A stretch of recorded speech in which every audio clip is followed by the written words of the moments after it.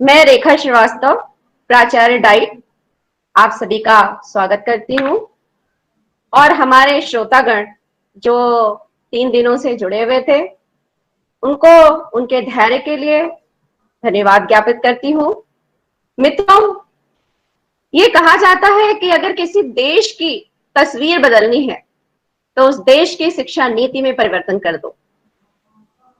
मित्रों, अगर हमें अपने देश का विकास करना है, अगर हमें अग्रणी देशों की पंक्ति में अपने देश को खड़ा करना है, तो हमें अपने युवाओं के बहुआयामी व्यक्तित्व को ऐसे निखारना है, उन्हें ऐसे प्रशिक्षित करना है कि वो अपनी प्रतिभा का लोहा मनवा सके। कुछ ऐसी ही समझ हमारे इस वेबिनार से जुड़े हुए 3 दिनों में जो हमारे अतिथि वक्ताओं ने हमारे अंदर विकसित की, हमें यही बताया है कि हमें हमारी नई शिक्षा नीति जो 34 वर्ष बाद हमारे सामने एक नए कलेवर के रूप में आई है, उसे हमें कैसे समझना है, उसे हमें कैसे लेना है, इसके बारे में बड़े विस्तार से बताया है। हमारे पहले दिन, वेबिनार के पहले दिन, हमारे परम आदरणीय श्री कृष्ण मोहन जी त्रिपाठी सर ने हमें ये बताया। उन्होंने लगभग नई शिक्षा नीति 2020 के सभी पहलुओं पर प्रकाश डालते हुए इस बात पे जोर दिया कि बच्चा, प्रत्येक बच्चा एक यूनिक बच्चा है और हमें कैसे उसमें मौलिक दृष्टिकोण, वैज्ञानिक दृष्टिकोण जागृत करना है और कैसे उसे उसमें मानवीय और नैतिक मूल्यों का विकास करना है।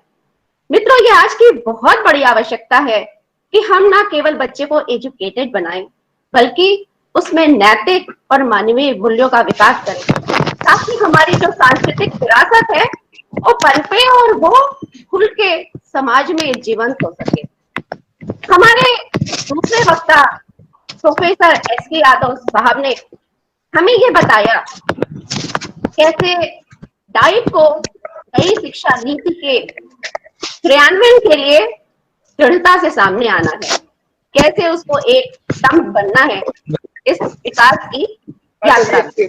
फोन आया था राष्ट्रीय सहारा का, वो कह रहा है कि आप हमारे वेबिनार के दूसरे दिन फोटो दे दीजिए। हमारे पहले अतिथि वक्ता प्रोफेसर एस.के. यादव साहब ने और लर्न बेस्ड सोसाइटी की बात की। हमारे परम आदरणीय श्री अंगद सिंह जी ने प्राचीन भारतीय शिक्षा पद्धति पर प्रकाश डाला और आज भी उसकी सक्षमता, उसकी महानता कितनी जरूरी है आज के समाज के लिए भी, इस पर प्रकाश डाला। यही नहीं, हमारे बड़े व्यस्त अधिकारी कुमार तिवारी, हमारे बीएसए, उन्होंने भी अपना कीमती समय निकालते हुए जैन साहित्य की परंपरा को सामने लाते हुए कुछ अपने आशंकाओं को भी व्यक्त किया। बताया उन्होंने कि क्या पुरानी शिक्षा नीति से नई शिक्षा नीति में कोई परिवर्तन है, और यदि है तो हम कहां तक उसको लागू करेंगे, कैसे उसको ले जाएंगे आगे। मित्रों, इन वैचारिक परिचर्चाओं के बीच एक सरल, सहज, मधुर धारा के रूप में हमारी बीएनएसडी शिक्षा निकेतन की गीता दीदी ने बड़ा ही मधुर गीत गाकर कि जिस दिन सोया राष्ट्र जगेगा, हमारे अंदर एक नई भावना को जगा दिया, हमें बिल्कुल भाव विभोर कर दिया और हमें ऊर्जा से भर दिया। मित्रों, डॉक्टर सुनील उपाध्याय जी ने इसके बाद हमें ये बताया कि कैसे स्टडी इन इंडिया में इंटेलेक्चुअलिटी, क्रिएटिविटी और अनुवाद से अनुसंधान की ओर हमें बढ़ना है।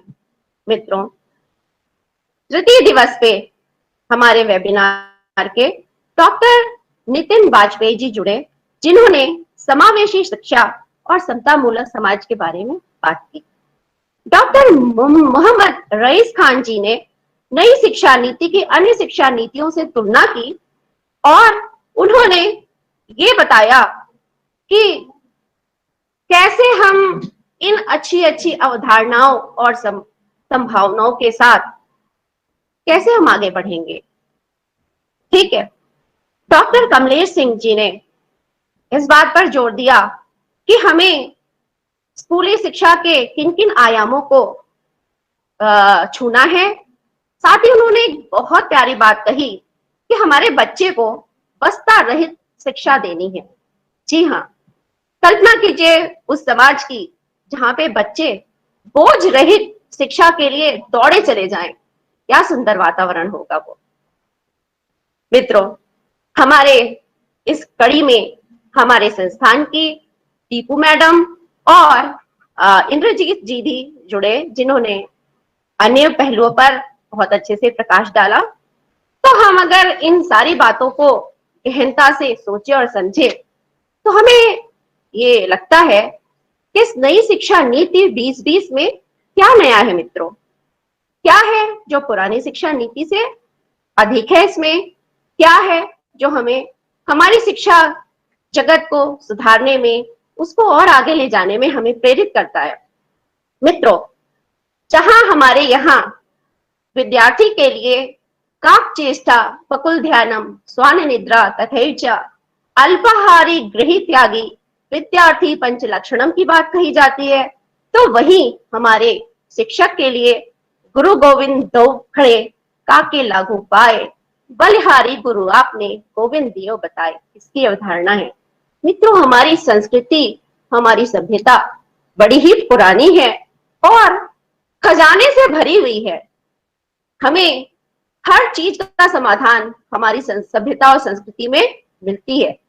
तो फिर यही कुछ शायद प्रयास हमारे शिक्षाविदों ने किया है कि हमारी विभिन्न आयोगों, हमारी विभिन्न समितियों, हमारे विभिन्न पुरोधाओं, गांधी जी, विनोबा भावे, हमारी प्राचीन गुरुकुल परंपरा में जो कुछ भी जेम्स छिपे हुए हैं, उन अवधारणाओं को, उन सारी परिकल्पनाओं को एक सूत्र में बांधते हुए हमें एक नई शिक्षा नीति दी है।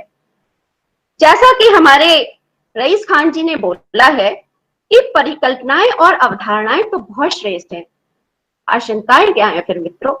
आशंकाएं हैं कि हम उसको कितना क्रियान्वित करने जाते हैं। तो मित्रों, हम शिक्षा विभाग की नींव हैं, हम शिक्षा विभाग के लोग, हमारे ऊपर ही इसका दारोमदार है कि हम नई शिक्षा नीति 2020 को कितने अच्छे से लागू कर ले जाते हैं। तो हमारा ये कहना है कि